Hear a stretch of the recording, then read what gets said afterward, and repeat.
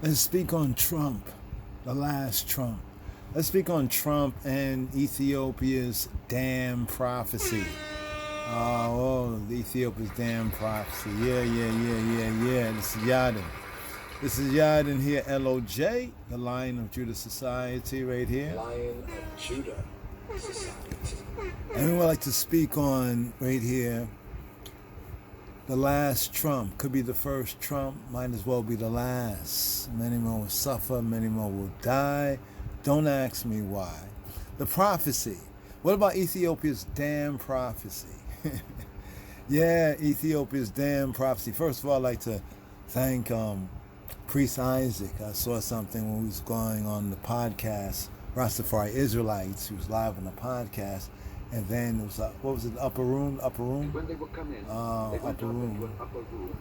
And when they would come in, they went up into an upper room. They went up into an upper room. He was on the upper room podcast, and it had popped up a notification. It was from Priest Isaac. Check out Priest Isaac. He's doing great work. On very interesting subjects and topics, matters. I was able to drop into a live recently, and it was very, very good. We had some other things we had to do, but definitely, want to remind myself and also remind the listeners, check out Priest Isaac as well. Definitely looking forward to the Rasta Roundtable. They're working on the work for the CARICOM in the AU and CARICOM is upcoming conference and event, a big event that's going on with CARICOM and the AU and Priest Isaac Institute, the Priest Isaac Institute, Tiger's Den as well, very much involved. I give thanks and praise also. Hail up, salam to Anastalin, Ethiopian greetings, to all with Priest Isaac, the Institute, to his Empress as well. Give thanks for the comms and the communications. And so what had popped up was concerning Ethiopian Dam, the GERD, the Grand Ethiopian Renaissance Dam, also known as the GERD, the GERD or the GERD, GERD, the Grand Ethiopian Renaissance Dam. And I think the title was about how Trump and the dam, saying something to the effect of how the United States had contributed, like giving funds, something about regretting the American giving of funds towards the dam. Now we know that's a damn lie. More. It's sad. Know what I mean? And nominal. And yeah, that's a damn lie right there. I think that was debunked. He said this back in 2020, right? 2020. So here, this is on Ethiopia, the dam. We call this the last Trump, right? Egypt and Ethiopia's dam prophecy, right? Ethiopia's dam prophecy, the last Trump, and Egypt. Also to connect with, this I guess they say war that's going on in the so-called Middle East, right? Northeast Africa, Arabia, right over there in that region, since the whole October 7th that occurred, state of Israel, Hamas, and then also Iran, the bombing, remember Trump, last Trump right here, the bombing of Iran, right? Now, I got to get peeped by Priest Isaac's vid, right? I said, whoa, something more? But then Priest Isaac video had reminded me, I didn't even check it out just yet. I saw the notification, but I would like you, brothers and sisters, also check out us. He is posting quite regularly some very interesting subject matters, great bills and a breakdown in the bill, and also to support, the Priest Isaac Institute and the upcoming, the AU, CARICOM and AU, conferences are coming up this year, 2025. So please do give your support to the work, and also LOJ, would like to give more support as well. But here, let's speak a little bit on, yes, give thanks, Priest Isaac. Yes, sir. Yes, sir. Rastafari. So let's speak on the Ethiopia dam. Ethiopia and Egypt. It seemed like Ethiopia and Egypt, or Egypt and Ethiopia.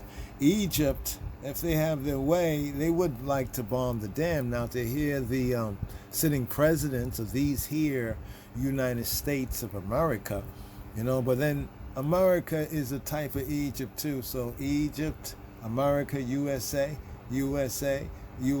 user, and Egypt being together, on this, yes, because of political conveniences or political contingencies, and also what's that favorite word they like to use? Existential threat. So the state of Egypt, or Egypt, modern Egypt today, takes this GERD, the Grand Ethiopian Renaissance Dam, as a kind of an existential threat, because Egypt, modern Egypt, just like ancient Egypt, though they're not really the same people, that try to make believe, that they are. But anyway, modern Egypt, right? 2025 in this 21st century Egypt, like ancient Egypt, though they're not really the same people, they'll make you believe, you know what I mean? The real people are down in the Aswan, the Sudan and the Aswan. You have to go south. You have to go into what they call, quote, black, so-called Africa, to really find the real descendants, of the people. We know that the Arabs, the Ottoman Turkish, the Mohammedans, they took over. They're the last ones to kind of run through, ancient to modern times Egypt. But Egypt is very much, you could say, pissed off, that Ethiopia was able to even get off this dam, and compliments to the Ethiopian people who also funded that dam. Yeah, you got to give compliments to them, applause, cheers. One more round of applause to the Ethiopian people who really went into their pockets and did what they had to do, to fund this dam.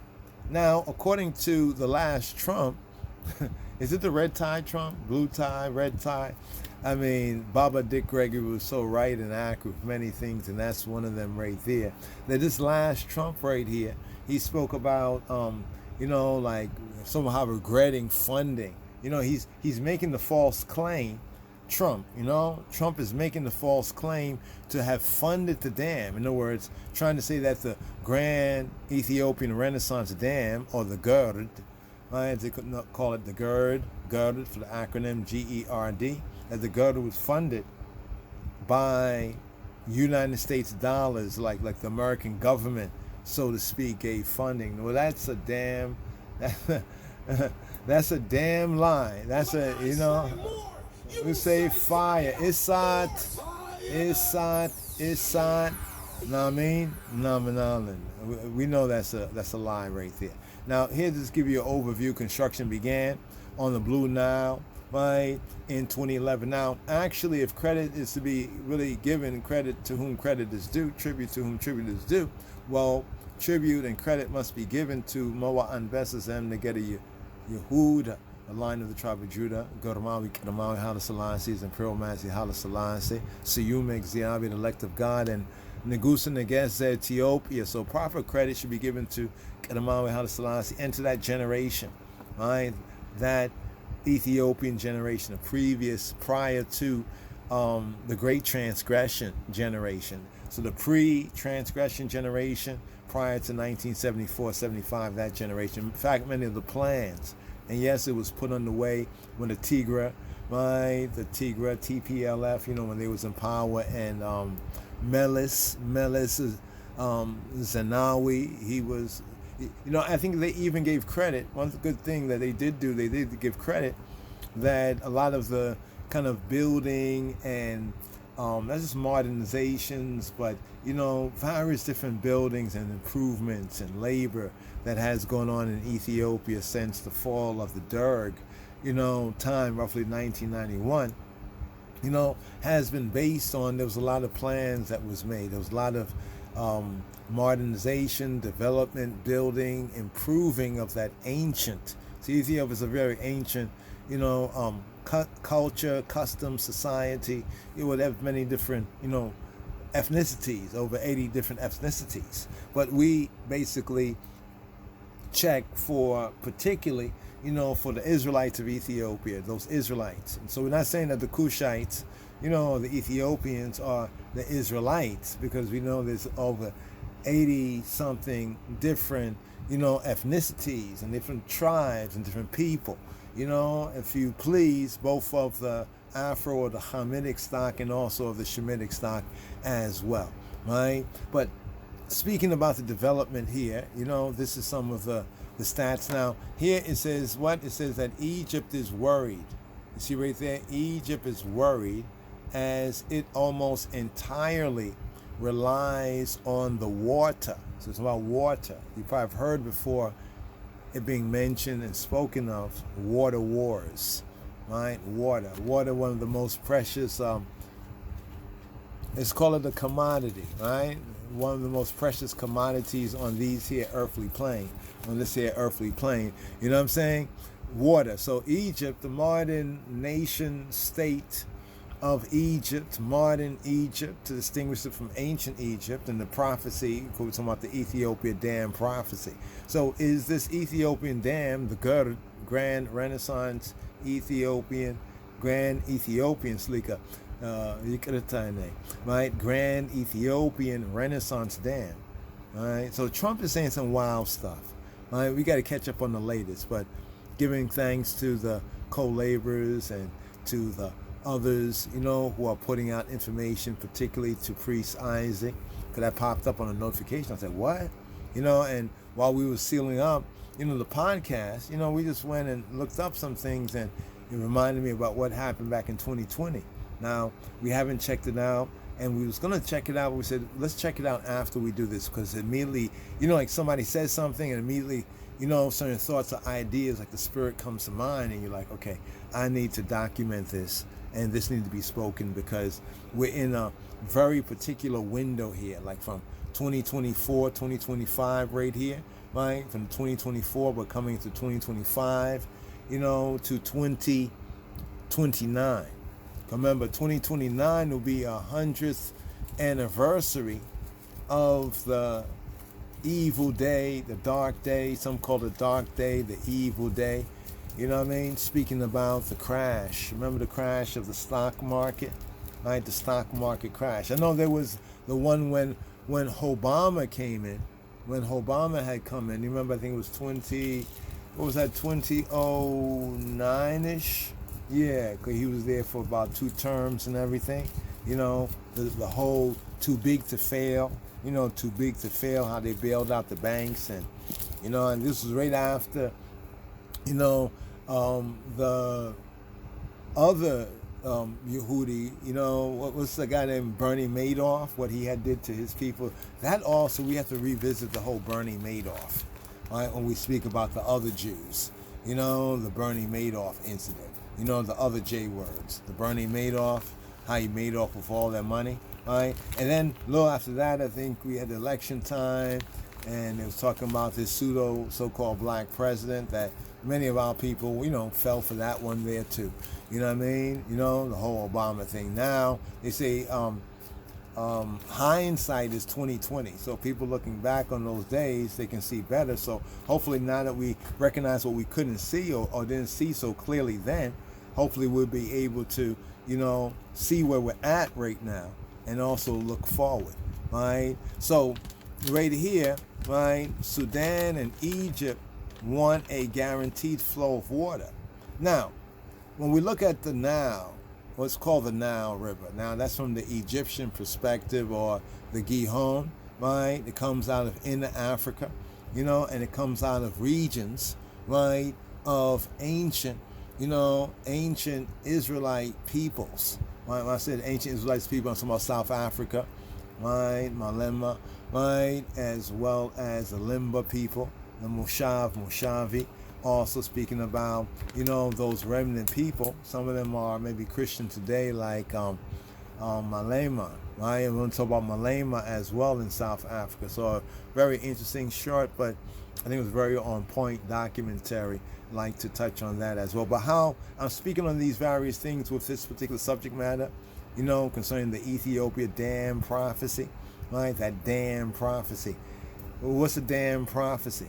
A dam prophecy, does it concern this last Trump? Could be the first trumpet, might as well be the last. Many more will have to suffer, many more will have to die. This window that we're in within this 4 years.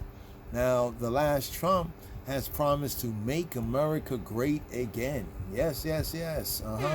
Right, to make America great again. Now, as of the recording rate here, we are recording this on what they call the 4th of July.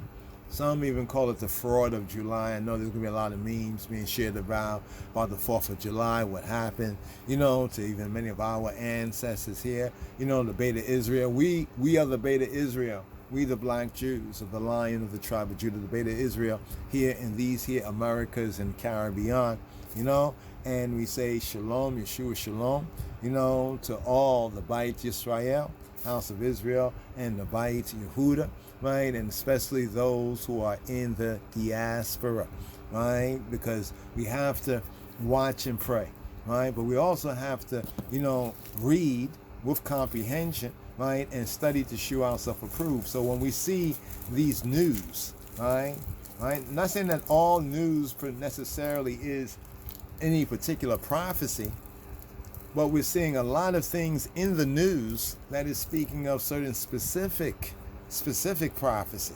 So Egypt is very, very worried, right? Why? Because it almost entirely relies, or should we use another word, relies? Like, sure, they lie, but instead of rely, they depend, right? They depend on the water from the Nile, right? The water from the Nile. So this brings to mind certain important questions of whose river and water is it anyway, right? See, the Nile, unlike other rivers on the face of the earthly plane, the Nile flows from the south to the north, right? That means that we call it the Nile River, right? And Egypt believes the river is theirs. This spirit, right? Whether it was in the ancient black and brown Egyptians, and it's in these Ottoman Turkish white and pale red, Arabs nowadays that call themselves Egyptians and want to claim that ancient legacy. Almost like, the modern Egyptians want to claim, say, that they, see similarity between some of the artifacts and say that they are the descendants, and even they want to use pseudoscience to, make us believe that, right? Almost like the Ottoman Turks didn't do what they did during their time. I mean, when we look at ancient Egypt, how many invasions, different ones, like how Egypt, if Egypt was a woman, how she was kind of run through, so to speak, by various of these nations, ancient kingdoms, right? Even coming down to the modern times of the Ottoman Turks, right? They were Mohammedan, Islamic fanaticists. The Ottoman Turks, they conducted a sort of a religious war in the name of Islam and the Turkish, Hittite. These are the Hittites, Turkish, the Hittites, right? They came into Mitzrayim, and this is where we get the Arab population. So we see this so-called Arab population and this Arabism, right, up in Mitzrayim. We have to ask, well, where does it come from?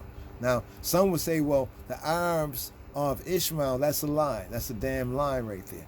Right? That's a damn lie right there. Tell them that Arabs of Ishmael, we talking the modern day? No, the modern day Arabs are not of Ishmael.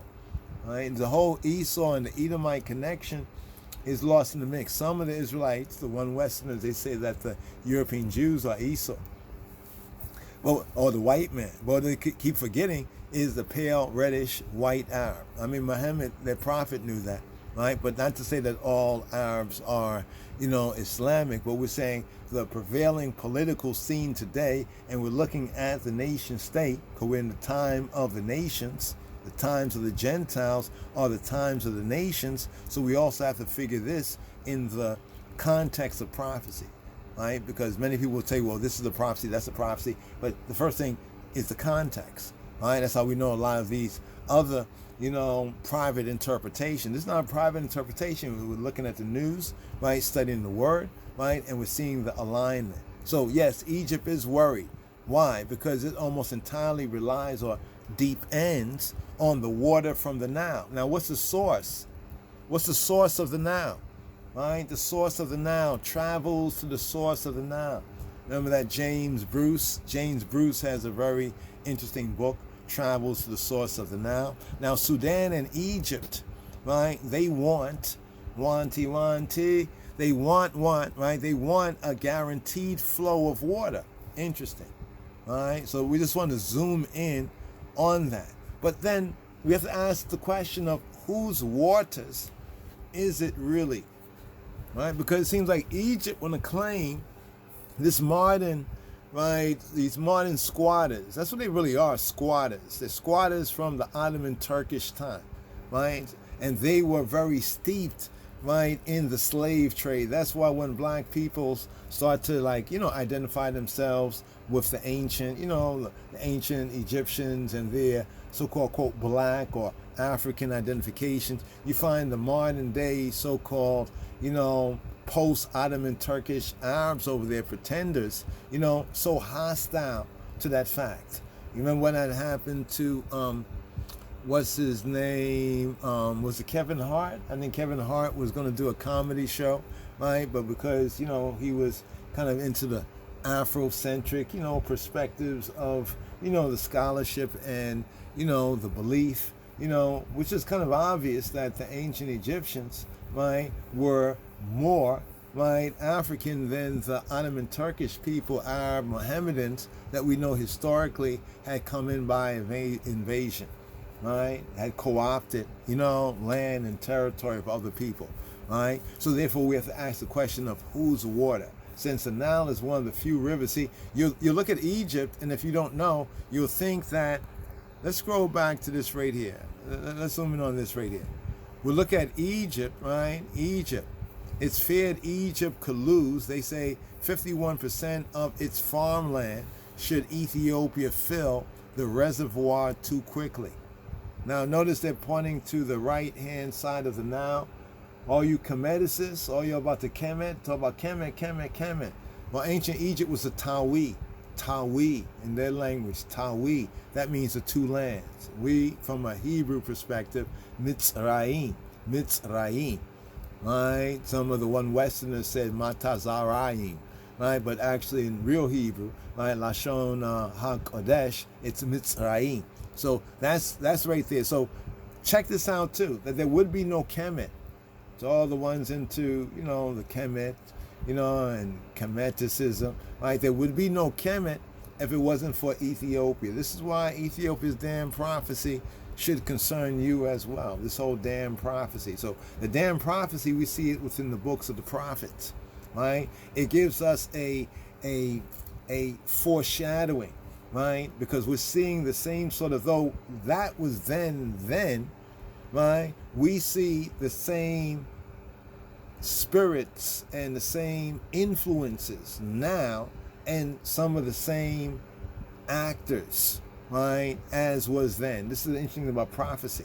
There can be dual fulfillment, right, of prophecy. You know what I'm saying? It's like if you don't clear the drain, it's going to overflow. It's going to overflow. So I prophesy it's going to overflow, right, if the drain is not cleared. So you don't clear the drain right now, it overflows. You don't clear the drain later on, it overflows. And whenever you don't clear the drain, it's going to overflow. All right? So that's not the prophecy, but you get the sense, right? Basically, it's not just one fulfillment, right? But whenever the conditions are right. Now we have Trump, the president of these here United States of America, who's becoming like King Trump in his powers, especially the most recent, rulings by the Supreme Court, which is a whole related subject matter. But modern Egypt, it fears it could lose 51% of its farmland, right? So you see the Nile right here. So if you look at most rivers in the world tend to flow from, some people look at the map, right? Over here, look at the Egypt map right there on the left-hand side. You see the blue, right? You see the river right down there as it splits, right, in Sudan, Aswat, right? And then it goes down into the white Nile and then the blue Nile. And you see right over here, let's zoom in right over here, right? You see where it says Ethiopia. You see where that red dot is right there? That's the blue Nile right there. So now if you look at the map, right? Look at this map, like from top to bottom. You might think that the water is coming from the blue right there, the Mediterranean Sea, and coming into the Nile, but that's not how it works. It's not how it operates. It's not flowing from top down, right, so to speak, but it's flowing from the south to the north, from so-called bottom up, right? So let's scroll down here so we can see this. If we go further south, right, further south, down there, you see where it says South Sudan? You see where it says South Sudan? You know, and we have to thank Yah for South Sudan, for real. You know, many of our, you know, Christian brothers, African brothers, you know what I mean, there. You know, some of them, no doubt, also, we know there's an Israelite, scattered Israelite connection, very possibly, but just for the creation of South Sudan in these here times of the nations, the Gentiles. But you see how the blue goes down, you see the South Sudan part, and how the blue line keeps going down right there? That's going down to South Africa. You know, that waterfall, is it a waterfall? I always like to call it a waterfall, you know? Oh, man, the African name, I would like to call the African name, but right now we're recording, so don't have the African name for it, you know, presently right here. Okay, what's the name of the South African? Hold on for a moment right here. Let's see right here. All right, what's going on right here? Wants to use a microphone. All right, hold on for a moment. All right, hold on for a moment. Yeah, South African waterfall, African name. Hold on for a moment. African name of South African waterfall. Now, you know, I could have just said, see, I don't say, some of you already know the name, but, you know, yeah, okay, Mosi Owatunya,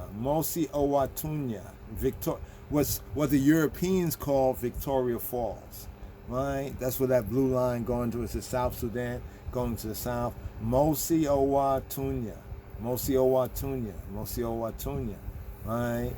Named by the Gentiles, the other nation, European nation, Victoria Falls, but the African Mosi Owatunya, right? Mosi Owatunya.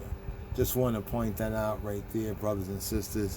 You know, come here, you know, recording right here, and I said, oh man, I know it began with an M, but I didn't want to even, you know, start that, so I just had to look that up right here. So that's one of the roots, right? And then the other root of it, right, is right there in Ethiopia in the highlands. You see that? Right? So the Nile that so-called feeds, right, modern Egypt as it fed ancient Egypt. So you see right there, they have a dam there, the Aswan Dam, right? And I think if I recall the history correctly, it was during the time of the elect of God, Kadamari Haile Selassie, that there was support because they had to move, you know, they had to move certain ancient Egyptian sites, you know what I mean? They had to move it around because it got flooded out, and that was a great effort. You know, that was one of the wonders of the maybe 20th century, you know what I mean, towards like architecture and, you know, the craft, the craftsmanship, you know what I mean, like, you know, moving, you know, chopping up, you know, and moving it to higher ground, right? But that's what created the Aswan, right? Aswan Dam. So you see with the Aswan Dam, so they have a dam there, right? So Ethiopia, you see where the red dot is there, right? That's the reservoir behind the dam. So there's a reservoir behind the dam that can hold 74 billion cubic meters of water. The first thing we have to look at is the overt, obvious, and that's racism, right? That's the modern form of smiling your face. I got Ethiopian, I got Negro, I got black friends, you know what I'm saying? Next thing they're going to be saying, oh, I got Israelite friends. Okay. You know, like that's going to be like a get out of, you know, free, right? No, right? But here's the thing. They probably didn't think, oh, these Africans can't do this.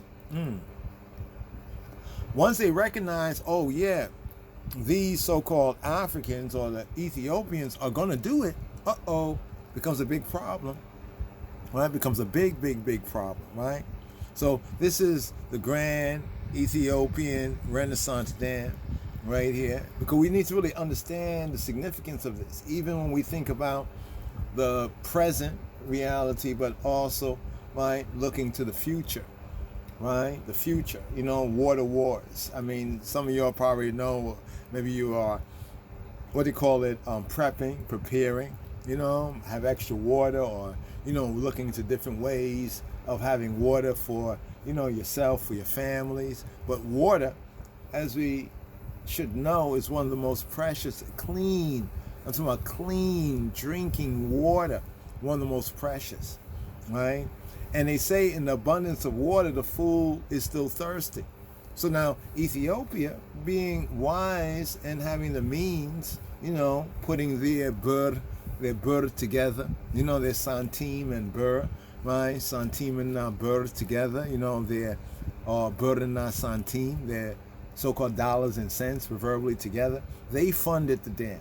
So Trump is a damn liar, right? I think we already know that. He says one thing in the day, like in the morning, and then he denies it in the evening, right? Yeah, I mean, give thanks, Ross Seymour, for kind of pointing that out and giving some excellent examples as well. So here, just to get an overview of what is going on, also the dam over here, right? To see what is part of this controversy, right? And why is the United States President Donald J. Trump speaking what many think, right, recklessly? In the opinion of many, he's speaking very recklessly. Now, this isn't the first time he did it. Like the most recent things that have been said, right, from 2024, 2025, but he said it back in 2020, right? It was also said, right, back in 2020, right? So here's the situation, right? This is what we're talking about right here. When we look at, see, between these two red dots, right, so to speak, right? The reservoir, right? The reservoir, right? And the Aswan Dam. And then over here, the fear for the so-called Kemetic, the Kemetic. This is the Kemetic. There's a lot of Kemet here. How come the Kemeticists and those who are into Kemetic science aren't putting the two and two together? You see, that rich soil that many of the Kemetics say, oh, it's the black land, the black land. Because what's happening is when the inundation happens, right, circa the birthday of the man-child, Lich Teferi, the 23rd of July, when that inundation, the rainy season, and when the waters start to flow down, the great waters, right? It flows down the Nile, right? But what it carries with it is Ethiopian and in the Africa land, that rich reddish brown, that Adama, that reddish brown, right? That reddish brown ground, right? Adam from the Adama, Edom, right? That reddish brown, right? It has a lot to do with the humanity of the people, don't you think? Right? Even in the color, that reddish brown ground, right? It flows down the Nile. So actually the Kemet, what many of the Egyptologists will tell you about the Kemet, right, is not really black, but it's so rich in nutrients, that reddish brown ground. They say the darker the berry, right? They say the sweeter the fruit. Right? So, right, flowed down the Nile, right? Flows down the Nile, right? And then it pools on the eastern side of the Nile. And this, y'all, is what you hear a lot of the pro-blacks and the Kemeticists speaking about, is the Kemet. You say Kemetic with Kemetic, right? And Kemet means the black. Well, this is some of the facts, right, connected. So we have Wakanda, right? We go to Wakanda, aka Uganda, right? Wakanda, Wakanda from the movie Black Panther? Wakanda is another vocalization of the primary letters that can also be said as Uganda, right? And it's interesting because that was one of the places that some of the European Jews and looking for, a homeland, were considering, to establish either a state of Judea or a state of Israel somewhere in Africa. That's a whole other but related matter, because remember, a lot of what's going on does have so-called politics and politrics. Right? I need to say it's politics. I'm not saying it's all politics, but there's the politics, right? Politically speaking, but within the politics, you got to watch out for the politrics, right? So here's the location right here on the map, right? Here's the location of the Grand Ethiopian Renaissance Dam. Now notice over there the pool, the circle, the blue circle, right? You see the line that goes to the right there. There was that Lake Tana, but right there, right, you can see how the river is coming out of Ethiopia, right? The blue Nile, right, that meets up with the white Nile, right, at Khartoum, right, to form what is called the Nile. Now in Ethiopia, the Nile is known as the Gihon, right, the Gihon. The Gihon, we have Gihon in the Bible, right? When we talk about that river, right? There's talk about the water and the river, right? In the Gihon. The Gihon in the river in the Bible. And the name of the second river, Gihon. So here's the Gihon, right? Gihon in the Hebrew, Gihon, right? The Gihon, or known as the Gihon. Here, BDB defined as bursting forth.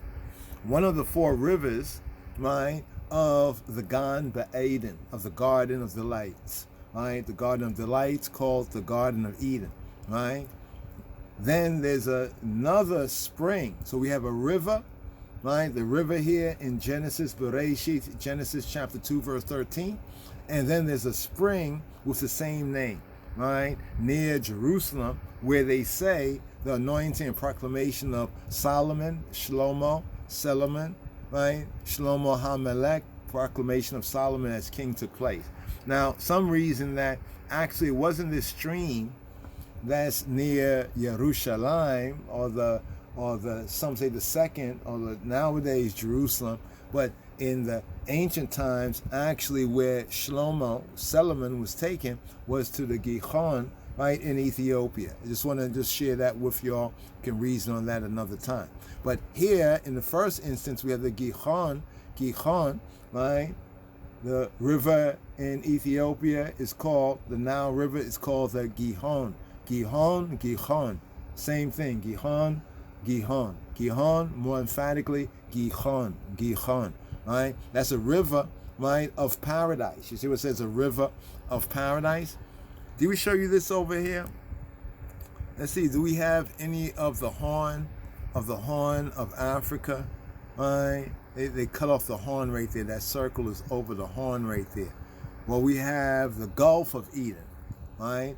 At the Horn of Africa, right, with like Somalia area today, the Horn of Africa is that Gulf right there.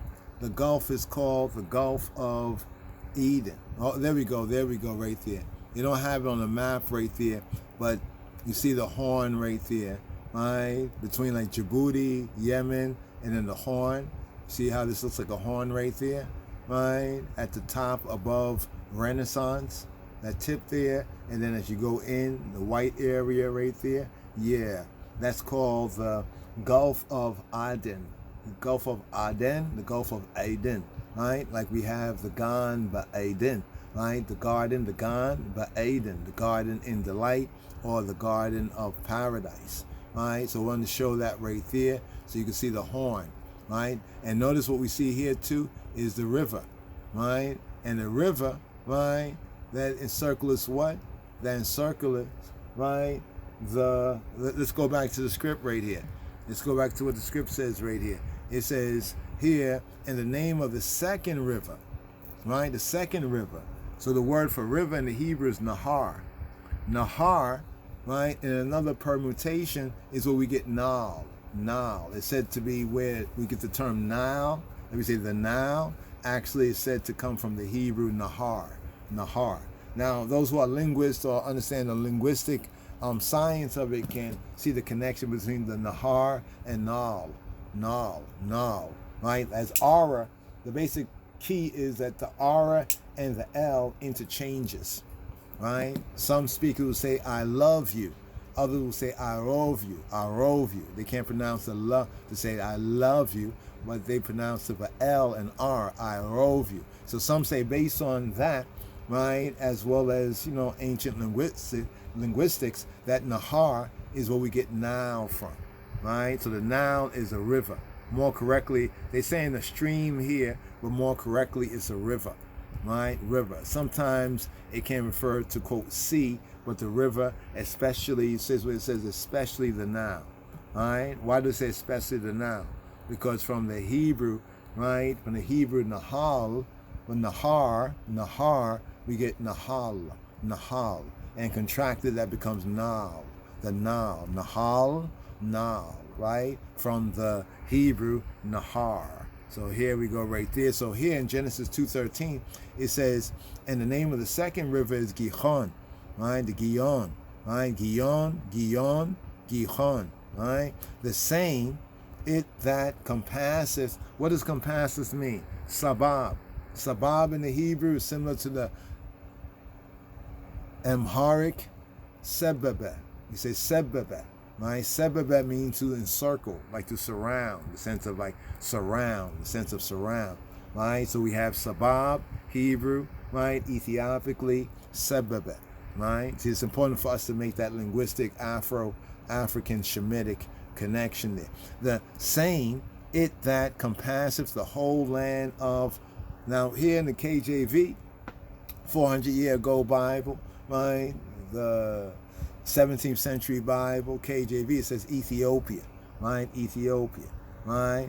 But the Ethiopia in the Hebrew is, see, they have it Cush, or some say Cush, right? So here we have Cush, BDB defined as black, right? Here it says a Benjamite, right? Here it says the son of Ham, grandson of Noah, right? Progenitor of the southernmost peoples located in Africa. Now note that the southernmost people, amongst the southernmost peoples in the plural, right, are also remnant people, right, of the Beit Yisrael, of the Beta Israel, like the Lemba and the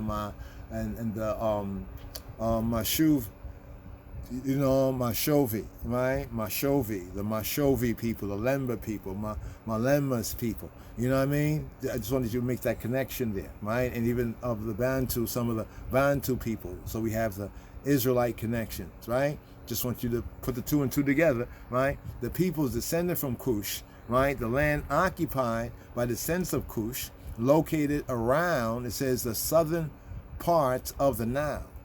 So here, the southern parts of the Nile, pointing more directly to what we call Tobia or Ethiopia today, right? So scroll down here. It says probably of foreign origin, right? Probably of foreign Cush or Cush or Ethiopia. The name of a son of Ham, and of his territory. But look what it says also, right? So we talk about Afro-Semitic people. People get confused because they're listening, to the colonizer, right? Who misused and abused the Bible, right? To kind of try to own the world, right? Also of an Israelite. You see what it says right there? Also what? Of an Israelite. So Cush, also the connection. So when they say, oh, the Ethiopian, it says also of an Israelite, right? And if there's one, what they say? If there's one, there's many, right? See, they try to say an Israelite, not also of the Israelites, as they should say, because we know in the southernmost parts of Africa, we have Israelites. And in the region around the Nile, we also have Israelites. But you see, they're in denial. They're in denial about that. That's why they're arguing over the Nile, because they're in denial over the fact that even the scripture right here, right, tells us here in this one verse in Genesis, Bereshit, Genesis chapter 2:13, it makes the connection of the Gihon, also known among the Ethiopians as the Gihon, right? Gihon. So this word may be said Gihon, and Gihon. Gihon, and Gihon, right? Same river, because it's telling us the location. You see how the location is very important? It says the whole land. It encompasses, or it encircles, it encircles the whole land of Cush. So here, when we look at this here, we zoomed in on it, we can see how the river circles around, right? It circles around, right? Even when we look up at Meroe, also a place associated, right, with the Ethiopians. Meroe. Some say that the land of Cush was more, where the Nahasi, the Nubian people, right? But we have the Meroe people. In your Bibles, it speaks about an official of great authority. There was a man. It tells about a man, right? There was a man, right? A man of Ethiopia. That's in Acts of the Apostles, chapter 8. And he went to Jerusalem, to Jerusalem, to worship. He went there to worship, right? This is the Ethiopian eunuch that we have, called the Ethiopian official, right? Or in the KJV version, the eunuch that we have, the man of Ethiopia. And he was a treasurer, an official, a treasurer, right? He was like the accountant. He kept the books, right? Under Queen Candace, under the Candace, Kentake, or Candace, the queen, right, of the Ethiopians. Let's point that out to you. So here we go right here in Acts chapter 8, verse 27. And he arose, right? Let's go over here, right here. Let's make it light for you for a moment. And he arose and went, and behold, a man of Ethiopia. Now, some would argue, well, he wasn't an Ethiopian. He was a man of Ethiopia. Well, I'm not an American. I'm a man of America. Okay, right? You see the difference? But still, Israelite, Yehudi, Judahite, the tribe of Judah.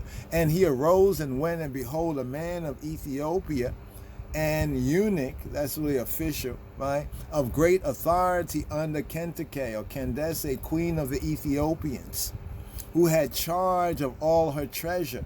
So he was the treasurer, right? He was the, the treasurer, and had come to Jerusalem, for what purpose?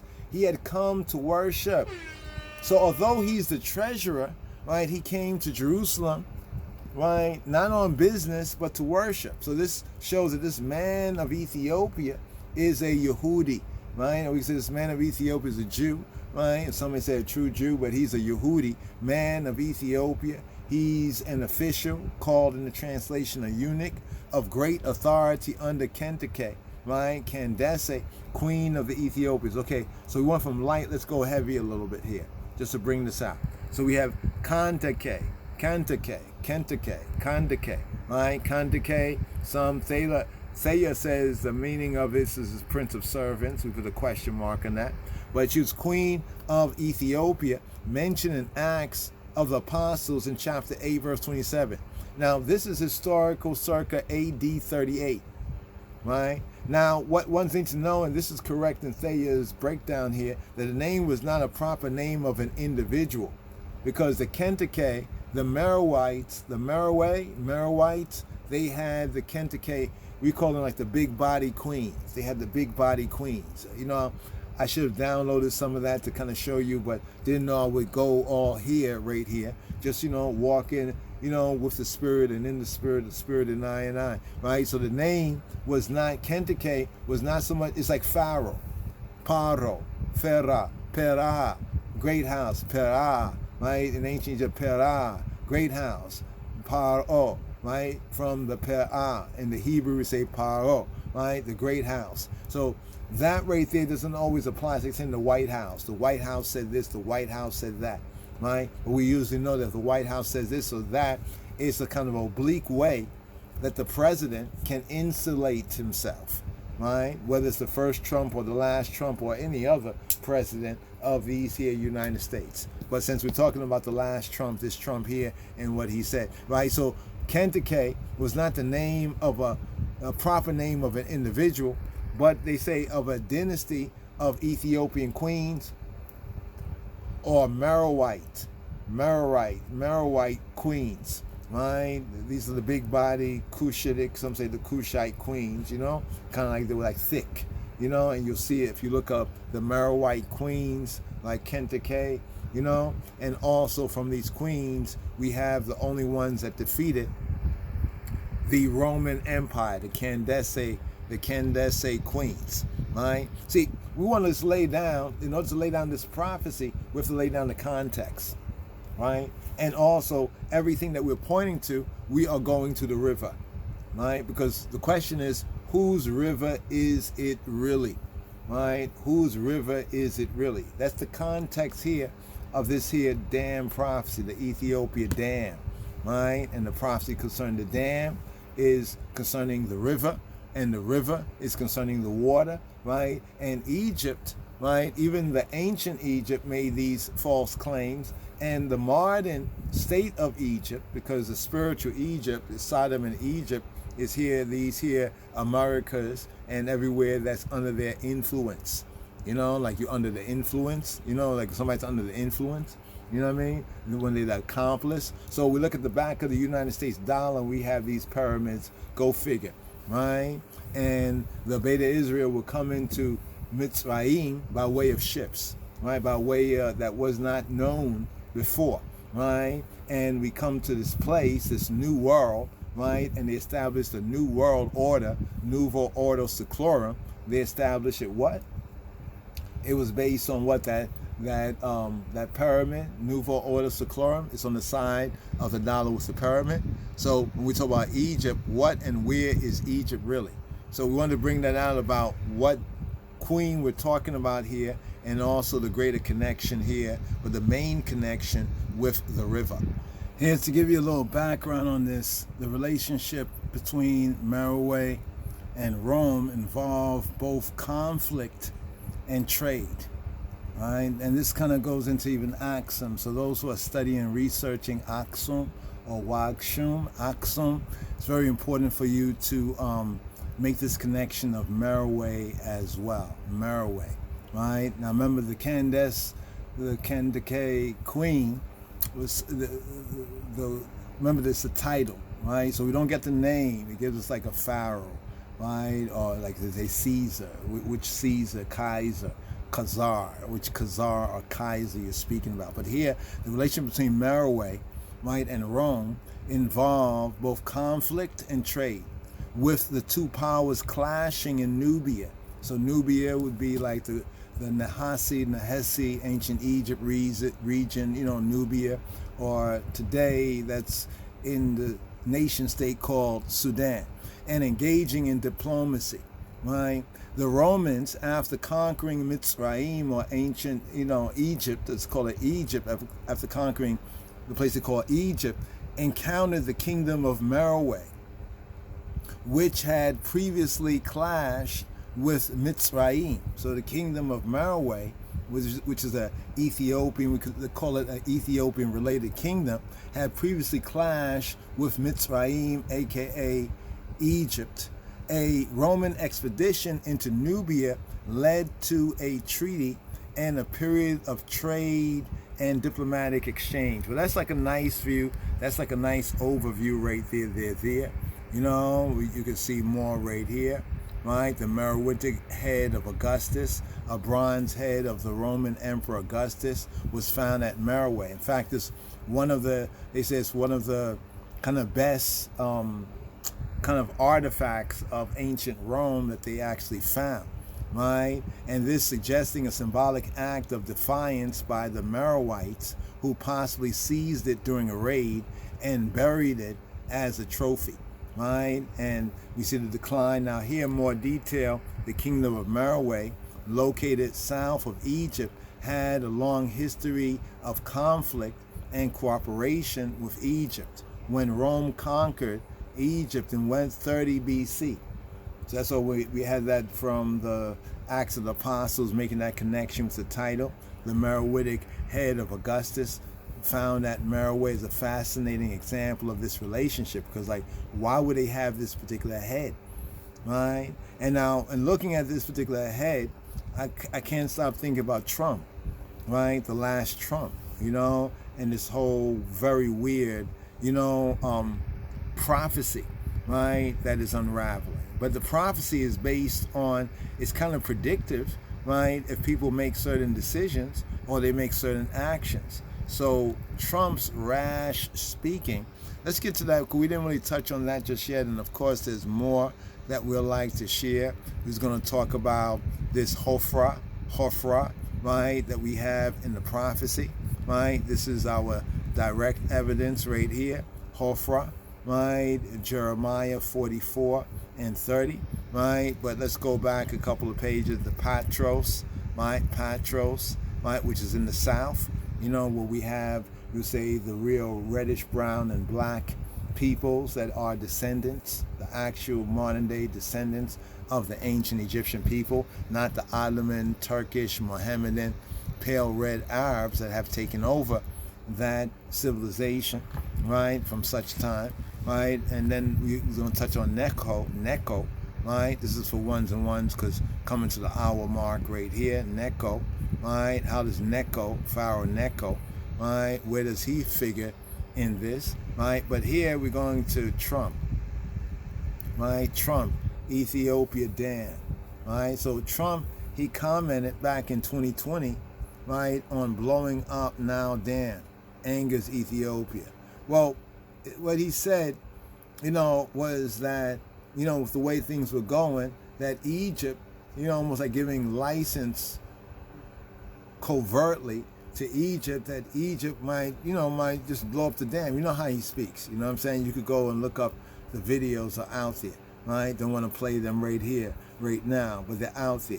So here's some of the links, right? So you can be more informed on Trump and you figure out what he thinks, right? Does he know what he's stepping into and how that, should something like that occur, what will be the ramifications?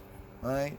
Maybe this thing, oh, this is just some African. I think they're still looking at Ethiopia like from back in the days or something. People have this nostalgia, even many of the rosters and some of I and I, we can have a nostalgia about Ethiopia. Oh, Zion, gates of Zion, right? And those things may be true in their context, right? But, we have to kind of be up to date, right? So this is just looking at 2020. The PM condemned the Prime Minister of Ethiopia, Abiy Ahmed. Abiy Ahmed, he condemns aggressions right after Donald J. Trump says Egypt might destroy a controversial dam. Damn, man. Right? But now, Addis Standard, right, brings this out as false claims. Right, the real stakes, right? Check out Addis Standard, right? The real stakes. Why Ethiopia should refute Trump's recent remarks about GERD, right? About GERD. Now, recent remarks right here. Now we had some other pages, right? But we might have to let that go right here just to get into this article right here because this is important, people. Oh wow, what a beautiful picture. That's one of the most beautifulest pictures, right, that I've seen, right, recently. Guess the weather is a factor, right? So right here, when is this? He made the remark, well, no reason why he deserved, okay, that was Abiy. No, this is going back. This is a while ago. So this has been in the news for a while. Let's see right here. GERD's operation will not affect. Okay, the Ethiopians say that what they're doing is not going to inflict any harm on the downstream countries. But like Egypt and Sudan, but Egypt have, there's been close conflict in the past, right? Back in them days, there wasn't social media, so a lot of it wasn't, kind of went under the radar, so to speak, proverbially speaking, right? However, today is different, social media and, how that also affects, the so-called policymakers. But Trump's recent remarks are not unprecedented, right? Here it says in 2020, he suggested Egypt might blow up the dam, and Ethiopia swiftly denounced what it termed belligerent threats concerning the massive infrastructure project, responding just one day after the U.S. president claimed downstream Egypt might destroy downstream. That means it's coming from the source of the Nile, the source of the waters, right? Source of the river. From Ethiopia, one source, and then from like Uganda going like to the South Africa region. Yes, so the former Prime Minister Haile Mariam Desalegn, sound like Dessalines, right? Dessalines also criticized President Trump's statement on social media, posting on X, formerly Twitter. Sorry to say, but the man doesn't have a clue about what he's talking about. Well, that's cute. Let me say this. Just a comment on that comment from the former Prime Minister of Ethiopia, Haile Mariam Desalegn. Now, we want to just say cheers, give Desalegn, hold on for a moment. He needs some applause. Because he said, based on the report of, some of our peoples, and in particular one sister that was in Ethiopia during the time that Desalegn, he was prime minister, they would have this tribal, Ethiopians, and how the white man is very clever, crafty, and he plays certain politics that the people pick up on. So they're on this whole divide and conquer thing, right? Like the tribalism, right? So Ethiopia has, from being just, we are all different tribes, but we are one people, Ethiopian. They have now kind of gone into a retrograde, been in this retrograde since the Great Transgression, the rebellion against the King of Kings, the pseudo-revolution.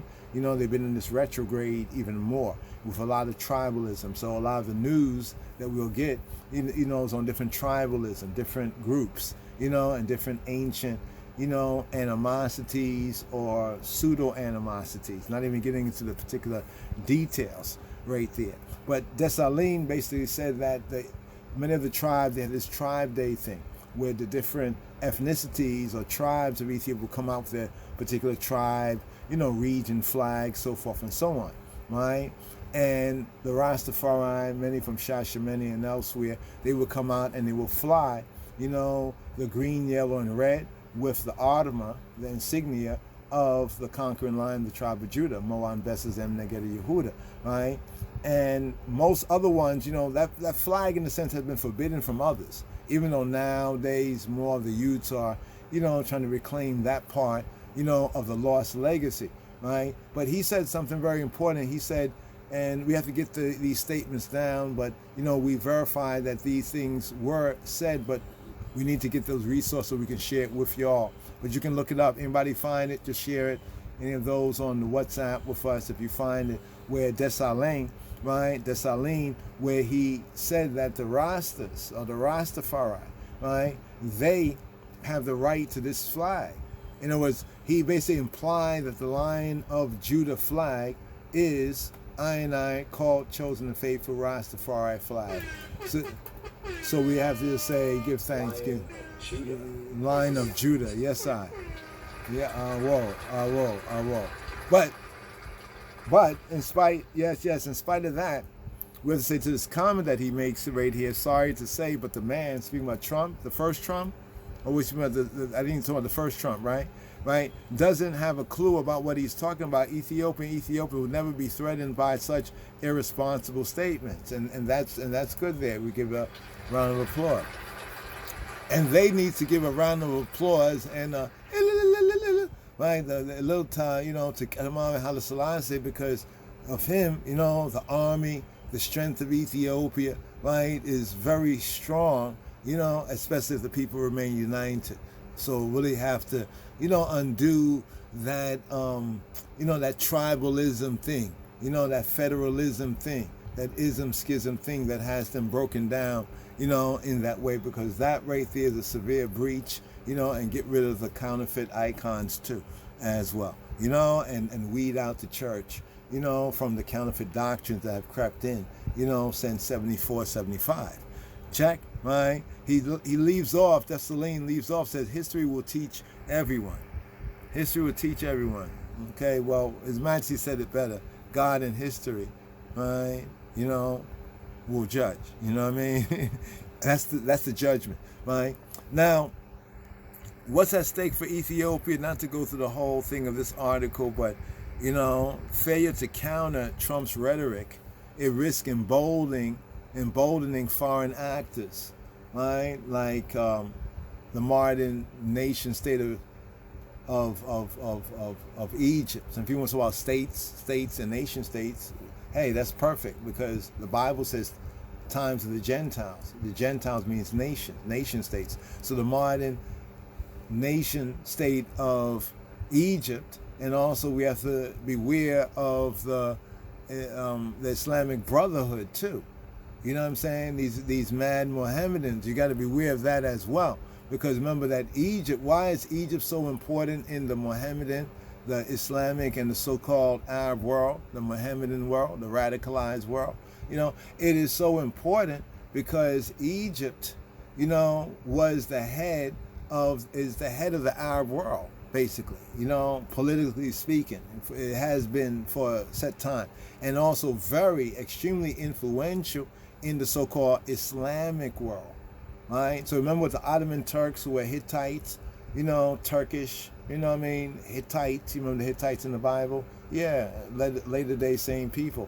You know, how they had spread Mohammedanism, conquering in the name of Allah and Islam, these white so-called well, they are white. You know, see, we say it and people get upset, but what were they doing? You know, like to black African peoples. You know what I'm saying? We have to understand. Part of that was conquering modern Egypt and placing their people there. So the rest of you Kemeticists and Kemetic scholars and all the rest, y'all need to put these political facts along with investigating ancient, which Necher or Necheru or Nechert was this or that. Y'all need to put that there because if that really means something to you, right, then you need to defend the truth as well. All right, and also support those of us, you know, support this platform, like, share, and subscribe as well. So we have to counter it. So this was when we saw Priest Isaac video that popped up. Maybe it might be an older video or newer video, because when I first looked up, I saw that a lot of these articles, right, were, right, this is new. My eye totally missed that right there. July 2nd, 2025. False claims. What are the real stakes? Why Ethiopia should refute Trump's recent remarks about GERD. Now, in his recent remarks, he claims that the GERD was built by American funding. Ain't that some shit?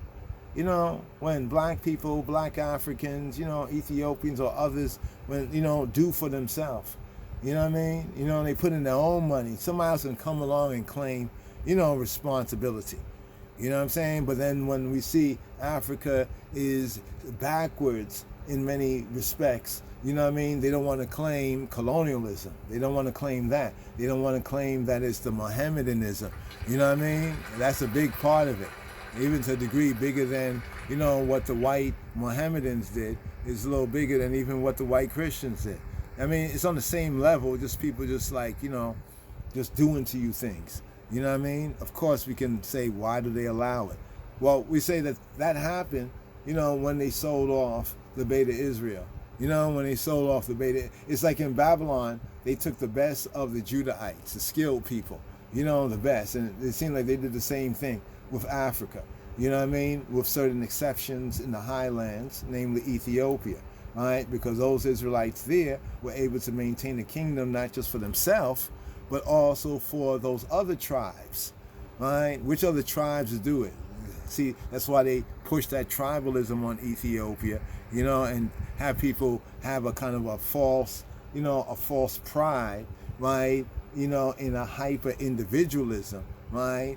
So that the nation, right, as itself will become more vulnerable, right? So this is a recent article right here, False Claims, ID Standard. Just want to give you an overview. So you see some of the videos. Trump says Egypt may blow up Ethiopia dam. This is back in 2020, right? Egypt sissy. So Trump was calling Egypt sissy. He backs talks on disputed dam on Nile, right? Disputed dam. Who write that? Oh, that's Al Jazeera English. All right, okay, that's how it sounds in Arabic. Anyway, Trump and Africa, right? This is BBC 2020, right? How Ethiopia was betrayed over Nile Dam. The U.S. president has sided with Egypt in the escalating dispute over a mega dam. Right? Many of the analysts said then. Now look on Burkina, right? Burkina, right, says here Trump makes new claim. This is 2025, June 21st, about Ethiopian Grand Renaissance Dam. It's really they say Ethiopian, yeah, but it's actually Grand Ethiopian Renaissance Dam, GERD. But be that as may, Trump's new claims about Burkina says here, Trump's new claim about Ethiopian Grand Renaissance Dam is a blatant lie, right? Blatant lie. Call it out. Call it out. Call it out. All right, call it out. So if he lied in the evening, maybe in the next morning he'll tell the truth and maybe stick to it. Or if he lied in the morning, right, maybe he'll tell the truth in the evening. You know what I mean? The dam is being constructed entirely with Ethiopia's own.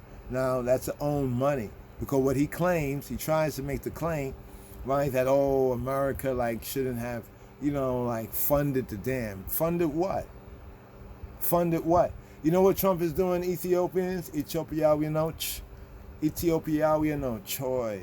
You know what he's trying to do, basically, is say that if y'all, and many of y'all have given Inanta Hulachu, if you have given your monies, and you was in America, and it's US dollars, he's trying to claim that. You know what I mean? We know definitely, as Burkina says that Trump's new claim, his new claim. So remember, there's the old claim. So that was the first Trump. That's why I say Ethiopia damn prophecy. You know what I mean? The last Trump, and Egypt,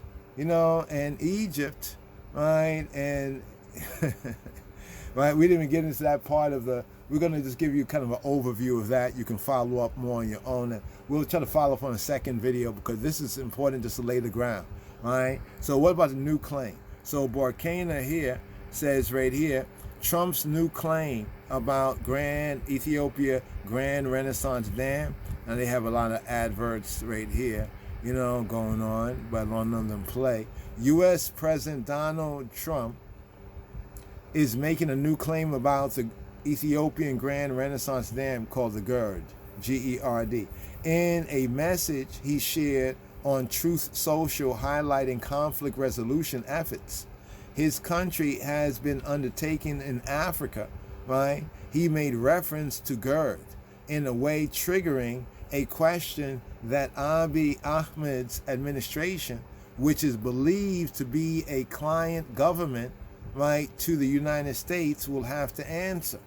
This is from Toronto, the Burkina right here.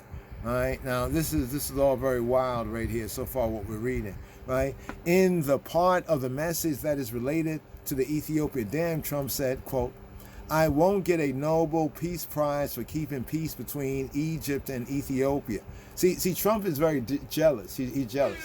All right, he's jealous, because Abiy Ahmed, right, the Prime Minister of Ethiopia, right, he got a Nobel Peace Prize. All right, give him a round of applause for that. All right. It's all right. He got awarded. There's a lot of questions, another video about that, right? But notice Trump's answer right here, right? He says, "I won't get a Nobel Peace Prize for keeping peace between Egypt and Ethiopia." So he's claiming that he's been keeping the peace, right? A massive Ethiopian-built dam stupidly, now this is in parentheses, right? In parentheses, right? Keeping peace between Egypt and Ethiopia, right? He says a massive Ethiopian-built dam.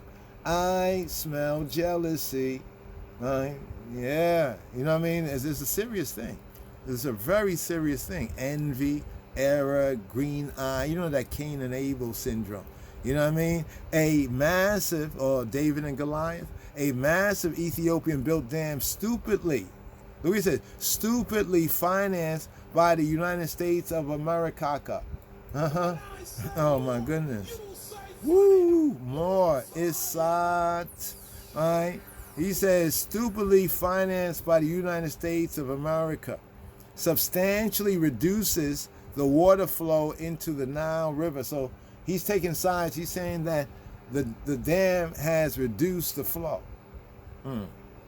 Now, even the Egyptians know, the modern Egyptians know that there's been high and low flows. It goes through seasons. You can check out the records. People be keeping records nowadays of these things. He made the remarks, right, days after formally meeting the newly appointed Ethiopian ambassador at the White House. Wow. It's unclear whether President Trump is just having fun on his social media platform. This is called Truth Social. It appears to be owned by Trump Media and Technology Group Corp, by TMTGC, right? Or if his message is just meant to trigger a controversy, right? Or maybe to get us talking, right? There has been no evidence that the United States has been funding Ethiopia's mega dam project, whose primary objective is, as stated by the Ethiopian government, right, to make electricity accessible to sections of the people that does not have one. Over 60% of the Ethiopian population does not have access to electricity, over 60%.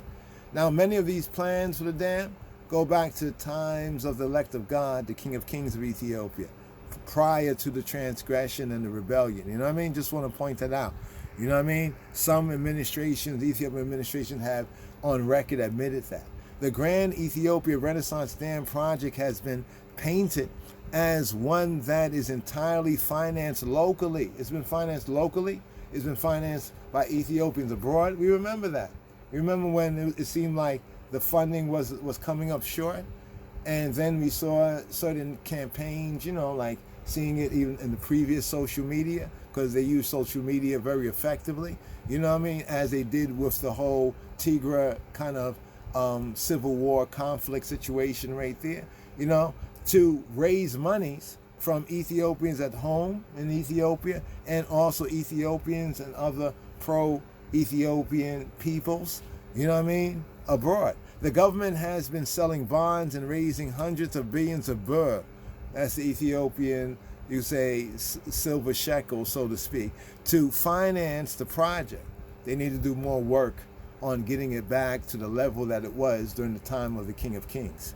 You know what I mean? Oh, how they miss those days now, right? Mr. Trump's claim that the United States, quote, financed, you see what I'm saying? This part there, you see right there, financed the project, does not seem to have any evidence. You know, those things that Trump says, right? At least until now, right? Now, maybe there's something else. Maybe he's pulling back covers. Maybe we wasn't told the truth. Maybe there's more to this, right? So we got to agitate. You know, do they have a Pfizer? Can we get a Pfizer for that?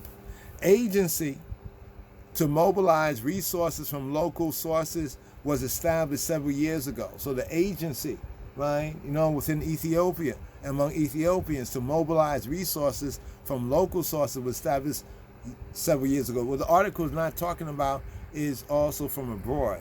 You know what I mean? But, you know, be that as it may, the Ethiopian government has not yet remarked on President's claim. The other piece of information that Donald Trump shared about the flow of water seems to be misleading too. So he's basically saying, co-signing into Egypt, right? And the Egyptian, this is what they were their fears, right? Their fears, their phobias, and their fears, their false evidence. That's what fear is the acronym of, right? FEAR, false evidence appearing real. And you know, if people believe false evidence and it's a lie, but then how many wars, rumors of wars, killing, murders, all kind of evil has been done under such fears, false evidence appearing real, right? This is why ones have to speak out what His Majesty, King of Kings, said, the voice of justice that matters most. So brothers and sisters, you know, feel free to, you know, like, share, you know, crop, edit, you know, do your own, you know, to get this word out, right? There has been no reports and nothing in going against this administration on this issue. Let's keep it to this issue, right? No, for real. Please don't let's not mix up, you know, the politics over there in the Levant or the state of Israel, you know, or the politics over here in America, you know, or get caught up on FBA issues, you know what I mean? No, for real. You know, and I'm one who am Black American. I'm a man of America, but that F, well, they could keep that F. You know, you get that F. You know, we just take the BA. You know, but be that as it may, right? That's a lie, right? Because there have been no reports from experts so far that the dam, quote, according to Trump's own posting words, or maybe somebody else posted, right? Him and Elon Musk ain't getting along. Maybe it's Elon Musk's son. Maybe Elon Musk's son took his phone or something like that. You know, allegedly, right? Substantially reduces the water flow into the Nile River. There have been no reports from experts to verify that, right? Lastly but not leastly here, the project is reportedly completed and is expected to be inaugurated probably on the eve of Ethiopia New Year, despite continued resentment from Egypt and Sudan. And see, they both have something in common, right? The Islamic, the Mohammedan Brotherhood, right? And those of y'all who've been caping, you know, for the Palestinians and the Islam dumb, you know, you gotta watch it, yo. You know, because you get divided loyalties. You know, for real. You know what I'm saying? So during his first term, the first Trump, you know what I mean, right? Donald Trump appeared in support of Egypt and insinuated that it could blow up the dam. He was saying in the sense of it could blow up the dam, but it's almost like a sense of where he's like, yo, you know, like he's in agreement with it. Well, that hadn't followed so far, you know what I mean? But as this article says, some things have not been fully, you know, kind of geared up. In other words, the dam is not full, you know what I mean? In other words, they're getting it ready. And maybe they've tried certain tests of certain things. I think they have done that over, you know, the previous period of time. You know, so, you know, people, you know, watch. You know, stay up on the news, watch, you know, and pray, you know, pray for the judgment day. You know, I said the judgment day, you know, pray for the defeat of our enemies. You know, some people have these prayers about love, peace, and happiness, but then I'll be reading Dawid, I'll be reading David. You know, sometimes when we know we got enemies, you know, we got to pray, you know, for the Almighty God Father, you know, of our Lord and Savior, Yeshua HaMashiach, you know, to do what he does, what he done do. You know, what he does for Yisrael, right? For the Beta Yisrael, and for those who love Yah people, to do the right thing, right? You know, your prayers is your prayers, of course, but, you know, we have to pray for the judgment day. But Haile Selassie Bob Marley said that, you know, and that's interesting because thine kingdom come, thy will be done on earth as is in heaven. You know, it's not to run away from this, but to establish the kingdom, right? Next article here, did Trump officials attempt to use Ethiopia's Nile Dam to pressurize Egypt over Gaza? That's the part we wanted to, just the titles here, please look it up for yourself. Hopefully you'll find these same articles here, right? This one for February 2026. I mean, 2026, look at that. February 2025, right? Makes me think now, right? This video is called Ethiopia Dam Prophecy, right? We did say February 2026. Just take note. Maybe, right? Exclusive, right? Allegedly. Exclusive, Washington using Nile Dam dispute, right? Washington, this is a recent, right? Washington, right? You see how they say Washington? They say Egypt. They say the White House. You know what I mean? But it's really, we know behind it is, you know, the so-called man in charge, right? But Washington using Nile Dam dispute to pressure. I mean, we assume there's a man in charge, you know? Some say, you know, they'd rather be, you know, in hell, right? To pressure Egypt into accepting Gaza expulsion plan.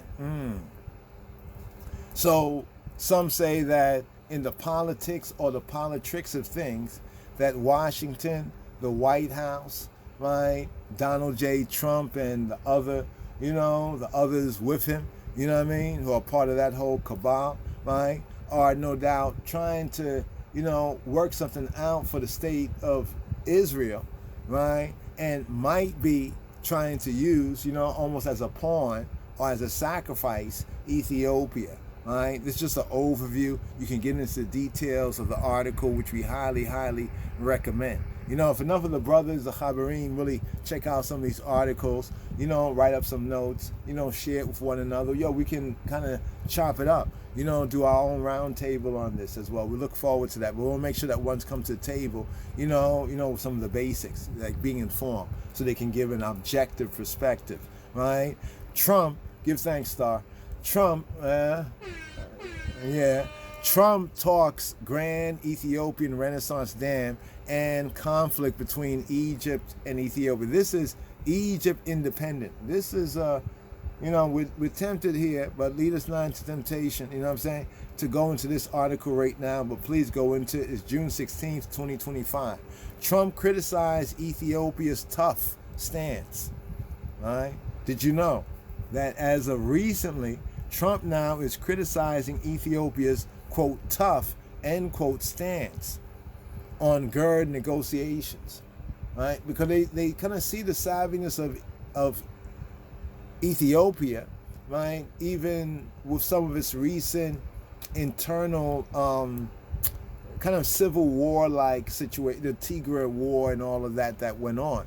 You know what I mean? Also from the times of the elect of God, Haile Selassie I, the last king of kings of Ethiopia, that strengthening of the military, right? Which is very, very important. I mean, even great King David did it. So why not the greater David? You know what I mean? The greater son. So Trump criticized Ethiopia's tough stance on GERD negotiations.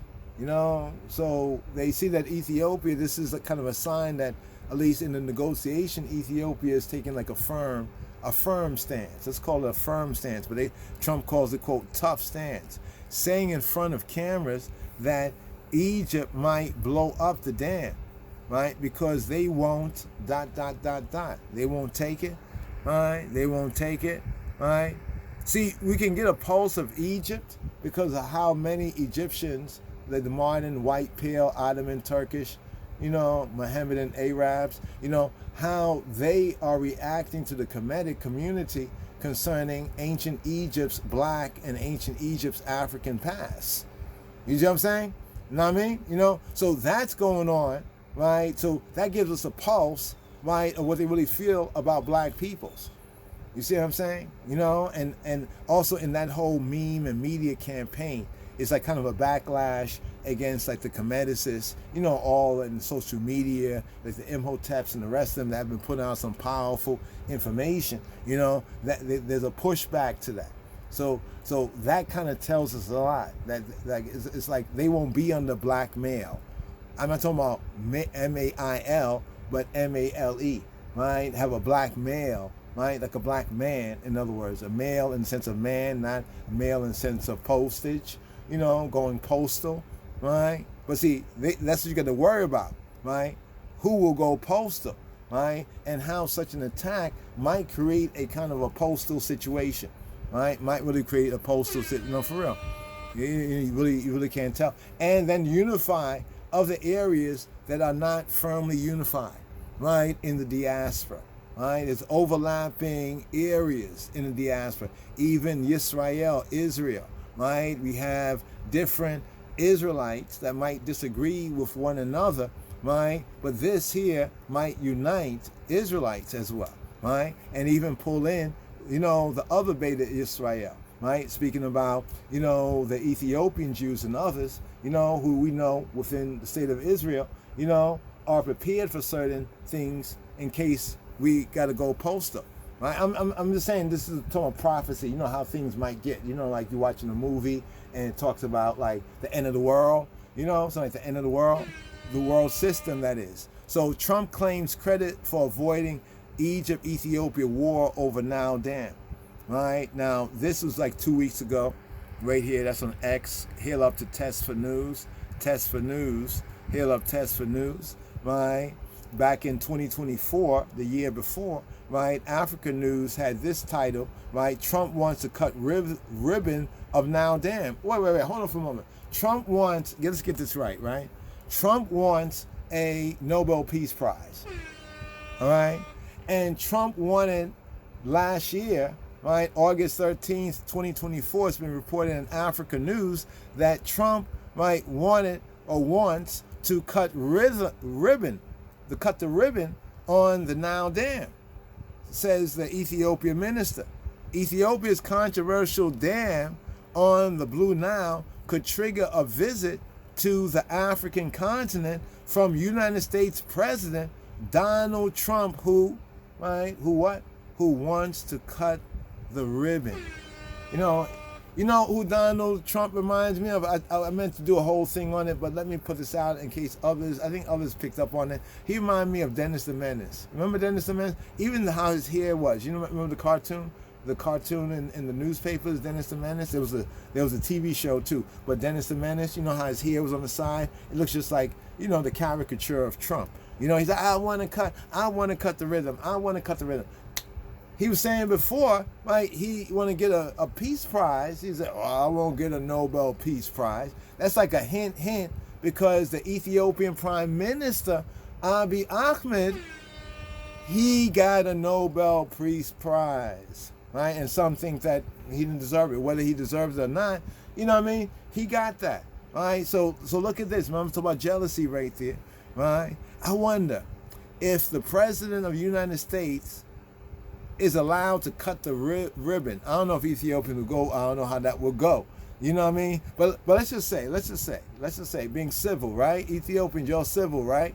Right? You've been civil. You've been civilized for millennia, right? Okay, so let's be civil about it.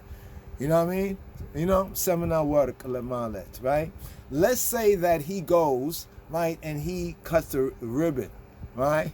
But Egypt decides, wow, and that causes, but he wants that. I would say consider something like that. No, definitely consider something like that. You know what I'm saying? Yeah, but anyway, he want to cut the ribbon. Ain't that something? Trump's dangerous rhetoric. The Council on Foreign, the CFR in the house,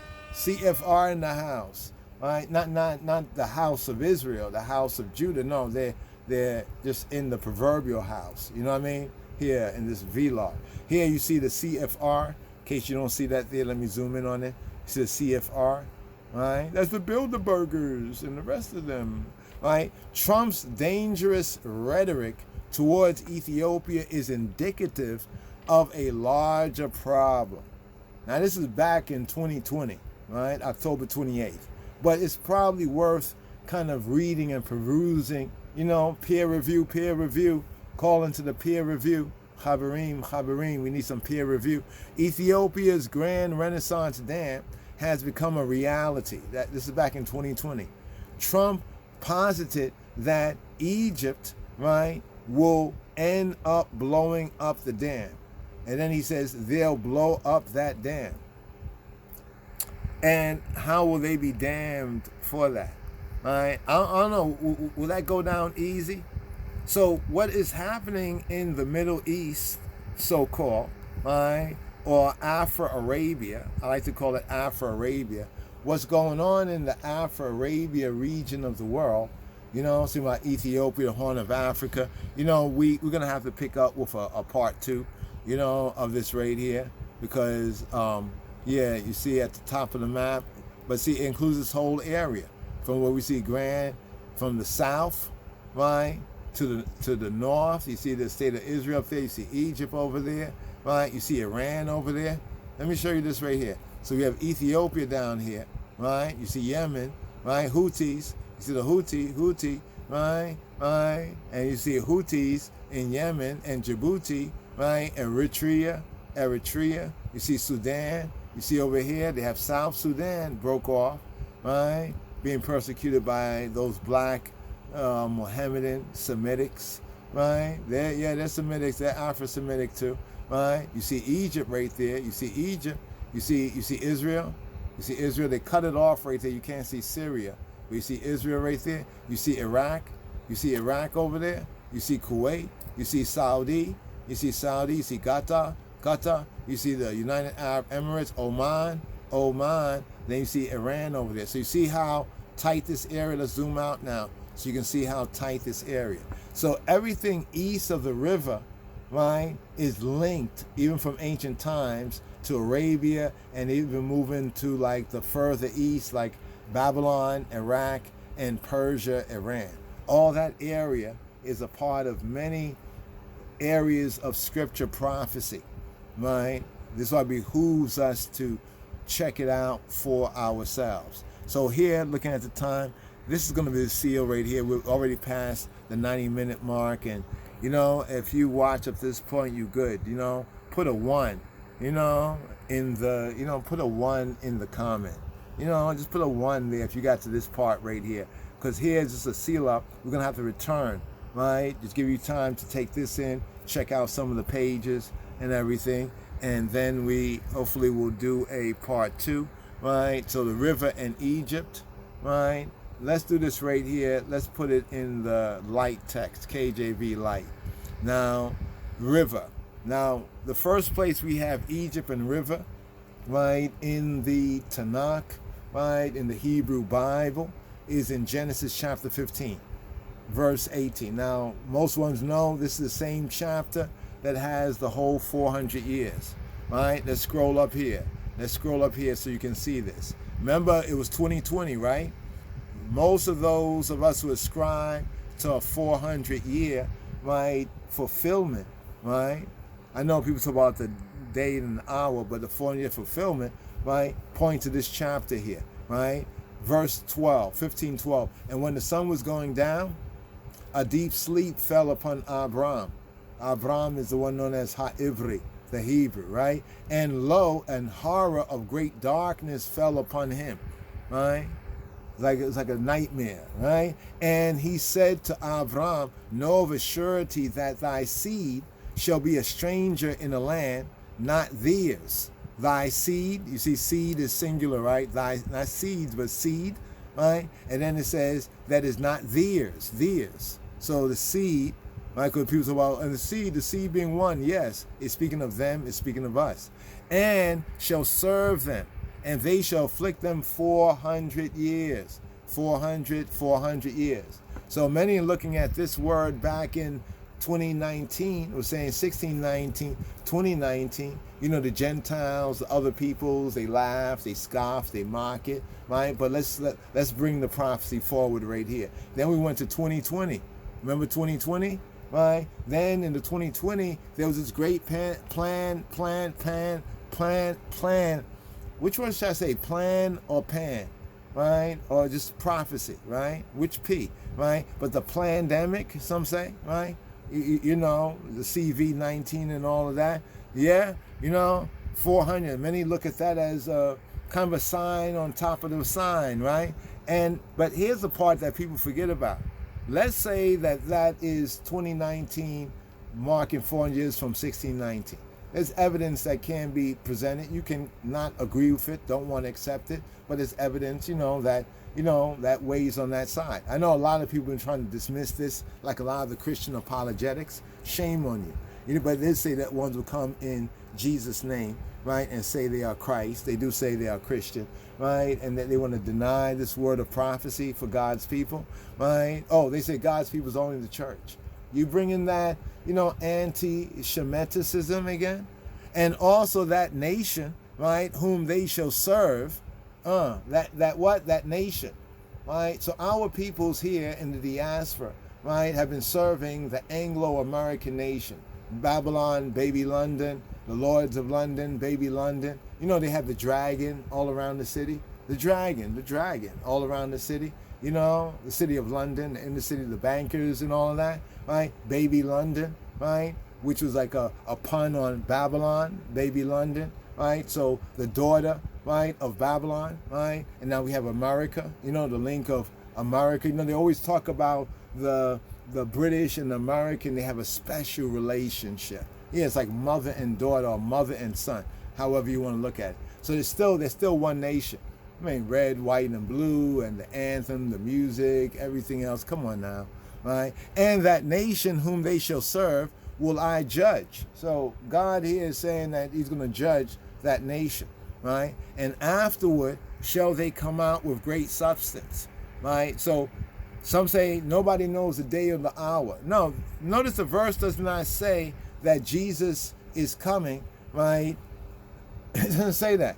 It didn't say that, and shall serve them, and they shall afflict them 400 years. It just marks a period of time, right? And so 2019, right? Then the year after all that happened and how that affected the whole world is not accidental. It's like message, right?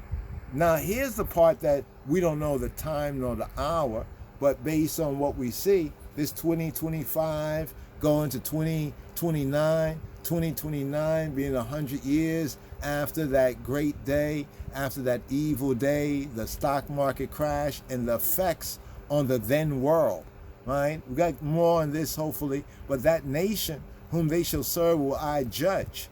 So there would be a 400, let me explain this simply. There'll be a 400-year period of time, that's verse 13, right? And then in verse 14 says, and also that nation, right, whom they shall serve will I judge. And afterward, after what? Notice it says they shall 400 years, right? And the nation that they'll serve will be in a judgment. He says he will judge, but don't mean that he'll judge them in 1 day, 1 hour, right?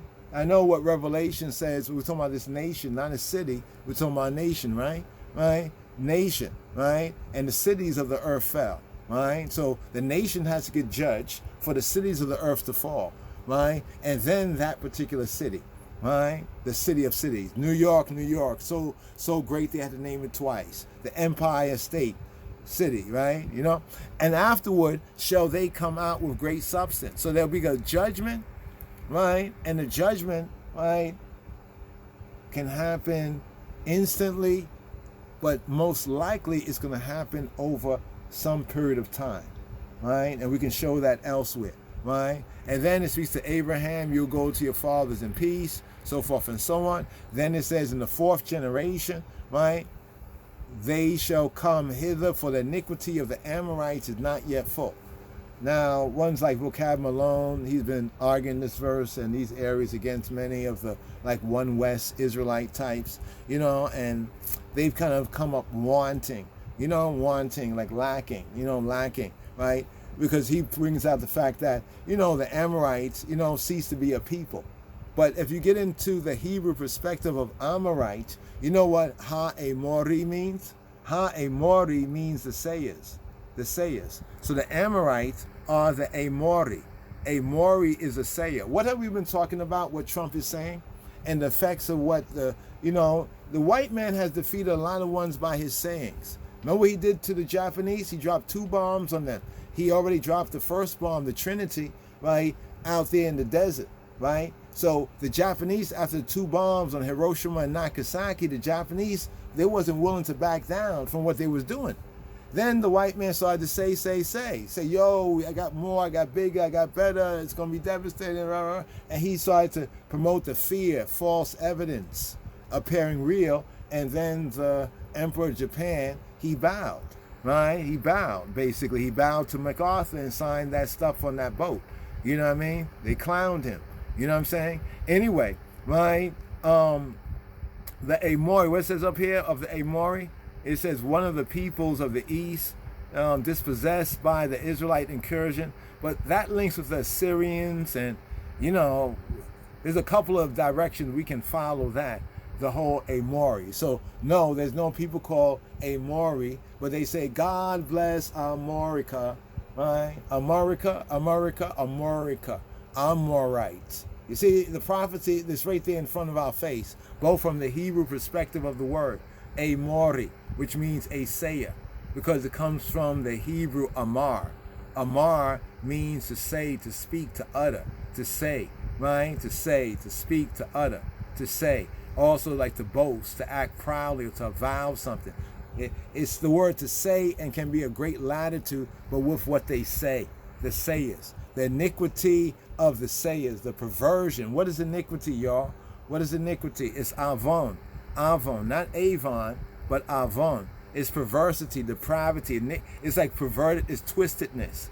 When we say perverted, we're not just talking about sexual, but it's a twistedness. It's like what Trump has been doing and saying that we've been pointing out here. He's been twisting up this, right? It's like a perversion. It's like a moral perversion, right, a moral twistedness, right, of the sayers, right, is not yet full, right? So in the fourth generation it should come hither, but these ones, right, the Amorites, the sayers, and their iniquity, right, continues, right, a kind of a level of that persecution, right? Some things are not yet full, right? Not yet full, right? You know, you would think that after the last crazy saying, that been debunked, they would like kind of stop, right? So then there's a whole prophecy here, but not to get into the whole prophecy here, right?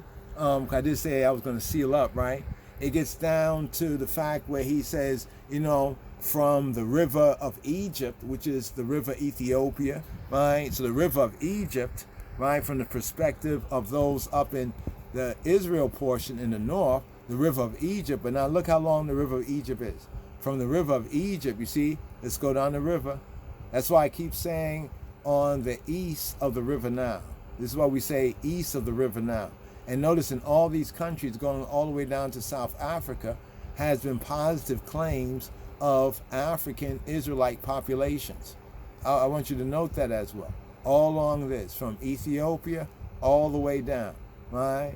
And I think because of Ethiopia, right, it's just being ruled by Davidic Solomonic kings, right? I think that's one of the reasons why we still have these remnants of the people as we go deeper south, because they couldn't really get past Ethiopia, right? Did you hear me? They couldn't get past Ethiopia, and therefore now we see the remnant peoples amongst other African and other black peoples, right, that have positive claims to being Israelites, right? And even with the Lemba people, in South Africa, Malema, and the Moshavi people, many of their claims have been proven astoundingly true.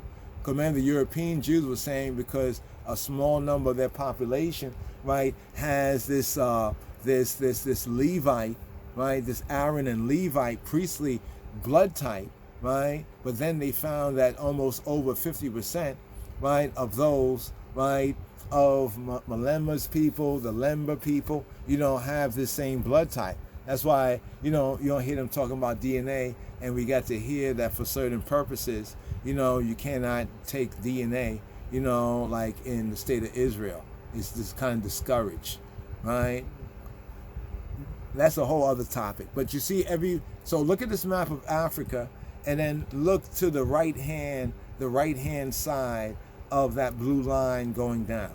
You see all those countries going all the way out there to the other river. The other river begin right there, right, where Iraq is, right? So that means that all of Arabia, the so-called Arab, Mohammedan nations, right? This is why these subject matters should concern you as well, right? Including in so-called Africa, what they would say Black Africa, or East Africa, right? It says east of the river Nile, right? Beyond the rivers of Ethiopia, because notice some of the people continue going west, and that's where many of our peoples got caught up, those who got caught up in that route, in the enslavement of the Beta Israel, the black peoples across the Ethiopian Ocean, right? So here's the verses. That's the first verse there to start out with, right? So from that first verse, we're going to scroll down here. We'll get through the Torah, right? The first verse is the verse that we're pointing to here in Genesis 15:18, right? Where it has river and Egypt. So it's from the river of Ethiopia, Ethiopia, to the river of Euphrates that was given to the seed of Abraham.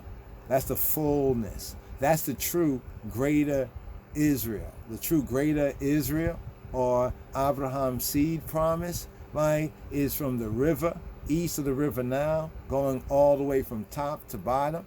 That means that includes Kemet. Kemet is a part of that. You know what I'm saying? Going all the way down to the south, to South Africa, right? And inclusive of our Lemba peoples as well, and those population as well. But then here is the main parts of it, right, concerning the prophecy, right?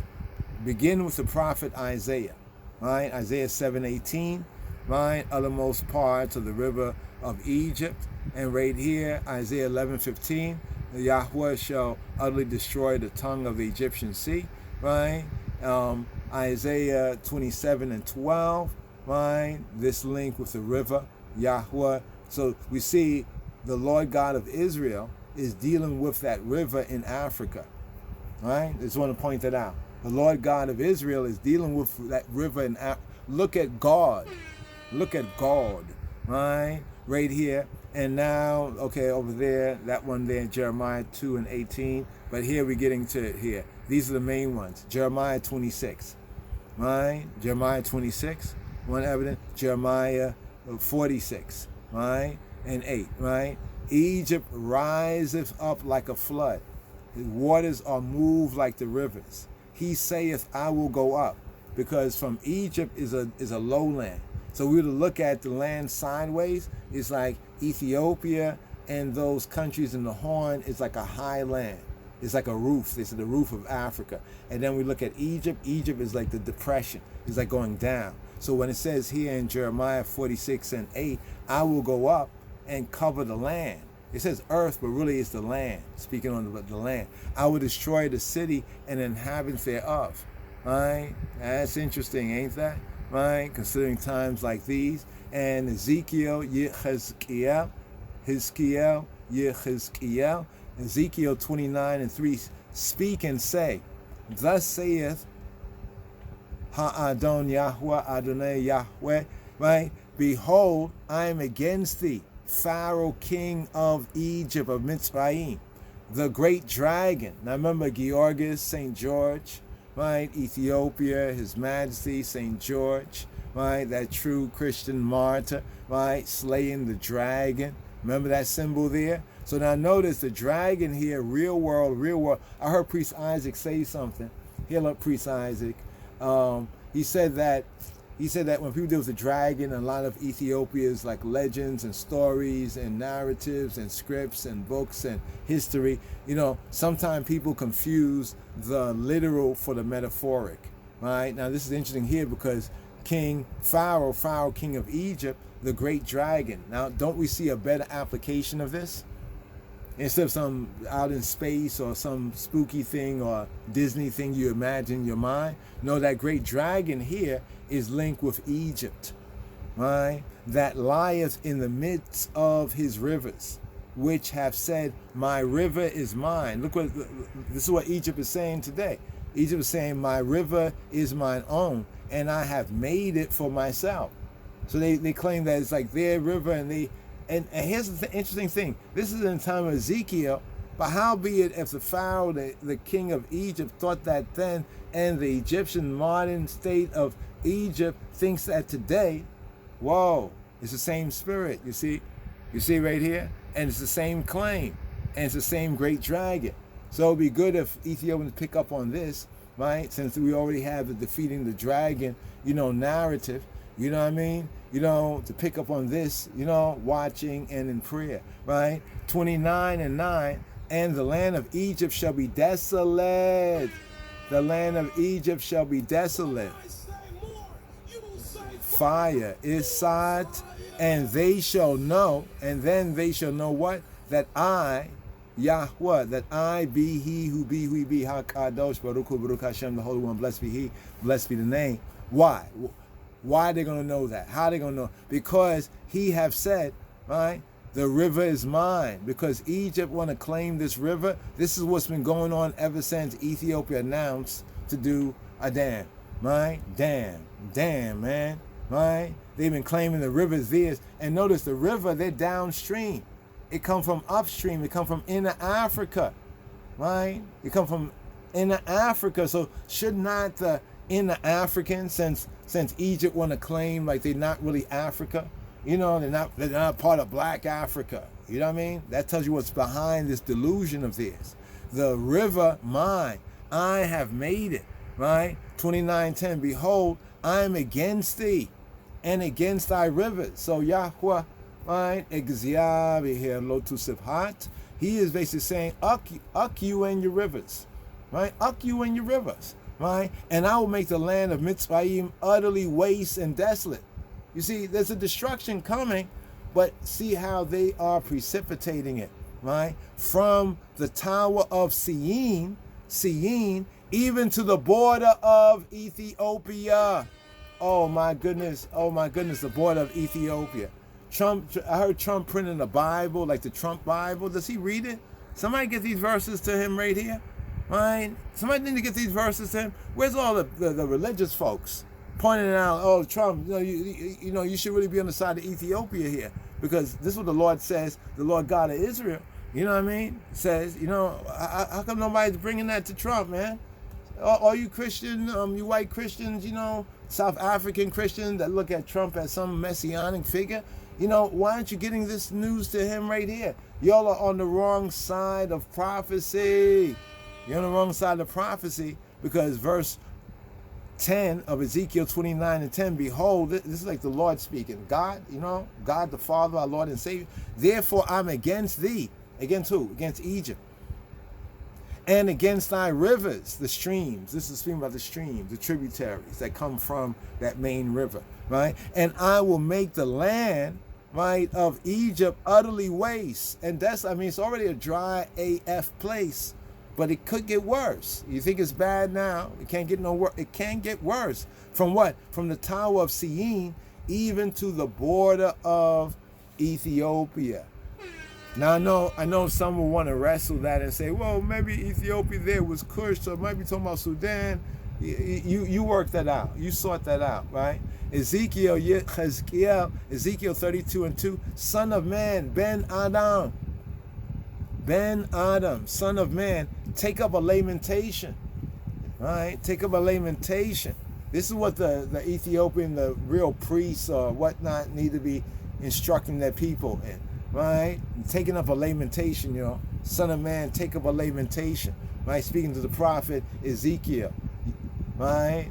Yechezkiel HaNabi, and telling Yechezkiel HaNabi as a son of man, son of Adam, as a human being, to take up a lamentation for Pharaoh, king of Egypt, and say to him, thou art like a young lion of the nations, and thou art as a whale of the seas, or dragon. So now they have here in Ezekiel 32 and 2, KJV says whale. I think the word is tanim, but also can be brought out as dragon. So you are a dragon in the seas, right? Because they want to be dragging on this. They keep dragging it on, dragging. And thou camest forth with thy rivers. In other words, ancient Egypt would have been nothing without the rivers, because there they received year after year topsoil from Ethiopia. Ethiopia flushed her toilets, gave them the topsoil. Certain soil, that's the inundation. Not just the water, but the land. And this rich soil that will come from inner Africa is what caused people to be able to survive there and eventually build up, the ancient civilization called the Tawi, or ancient Egypt. Right? In addition to the Kemet. But the Kemet itself, that was the inundation. That was the rich red Ethiopian and inner Africa, Tanzania, Kenya, Uganda, their soil that with the rains would flow along the river and would allow the people downstream in Egypt to eat. Right? You know what I mean? To survive. So I know they're concerned about their farmland, but did they ever say thank you to begin with? And troublest the waters with thy feet, and foulest their rivers. So look, at the Bible's against Egypt then, arguing about this water, and arguing about the waters, and even more so the dam right now. Right? So this is part of the dam prophecy right here. Zechariah 10:11, just to seal up. And he shall pass through the sea with affliction, and shall smite the waves of the sea, and the depths of the river shall dry up. The pride of Assyria shall be brought down. Heard some like the Christians, some of the pro-evangelical, evil evangelicals with Trump and others, they be talking about Syria, and they said when they read these things, oh, look at Syria, let's just see what happened to, Hafiz al-Assad and all of that, right? But look what it says, moreover, and the scepter of Egypt shall depart away. Although these things were fulfilled in past times, right? The scepter, marred in Egypt, right? The nation state of Egypt has a scepter. A scepter is like a rod of rulership. It rules in the Arab world. That's why they always be checking Egypt. That's why they give Egypt billions of dollars for doing nothing. Right? And you Kemeticists and your people going now, to look at, old dry, artifacts. I mean, yes, I know it's ancient black civilization. Yeah, but you people are enablers, too. You go do your tours and everything. But it's kind of like, it's like divided loyalties. All right? So see how our sword cut both ways? The divided loyalties, of the people over there, right? For all the tribalism and the divided loyalties of even many of our people over here, but here. Ethiopia dam prophecy, right? The last Trump and modern Egypt, right? Whose river is it anyway? You might make that a subtitle. Whose river is it anyway? Right? Lion and Judah. And when they were come in, they went up into an upper room. They went up into an upper room.